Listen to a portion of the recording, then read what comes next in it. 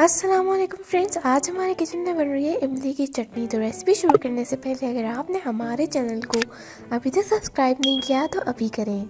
ये है हमारी रेसिपी के इंग्रेडिएंट्स। यहाँ पर मैंने ले लिया फूड कलर 2 to 3 पिंच। उसके बाद शक्कर हमने ले लिया आधा पाव, ज़ीरा हमें चाहिए 1 टेबल स्पून, नमक हमें चाहिए हाफ टेबल स्पून, कुटी हुई लाल मिर्च 1 टेबल स्पून, 1 पाव इमली और 4 ग्लास आपने पानी ले लेना है।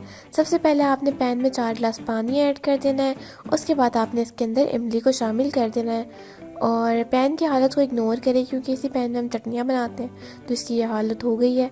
उसके अलावा आपने इसमें ऐड कर देना है नमक half table spoon, 1 table spoon ज़ीरा, 1 टेबल स्पून कुटी हुई लाल मिर्च और इन सबको आपने अच्छे से मिक्स कर देना है। मिक्स करने के बाद आपने इसमें शक्कर शामिल कर देनी है आधा पाव।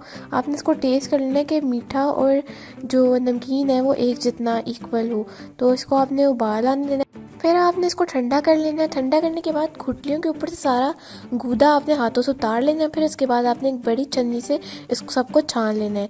फिर आपने लेना है कॉर्नफ्लोर, उसमें पानी शामिल करना है, इसको अच्छे से मिक्स करना है। चटनी सही से ठंडी हो जाए तो फिर आपने चटनी को वापस चूल्हे पर रखना है और चटनी के एक उबाल आने तक का इंतज़ार करना है। जब चटनी में एक उबाल आ जाए तो आपने ये कॉर्नफ्लोर वाला मिक्सचर इसमें ऐड कर देना है। 1 टेबल स्पून कॉर्नफ्लोर और 1/4 आपने इसमें पानी शामिल करना है। इसको गाढ़ा होने तक पकाना है और ये हमारी मज़ेदार सी चटनी बनके तैयार है। आपने ये रेसिपी ज़रूर ट्राई करनी है और हमें अपना फीडबैक ज़रूर देना है। Thank you for watching. अल्लाह हाफिज़।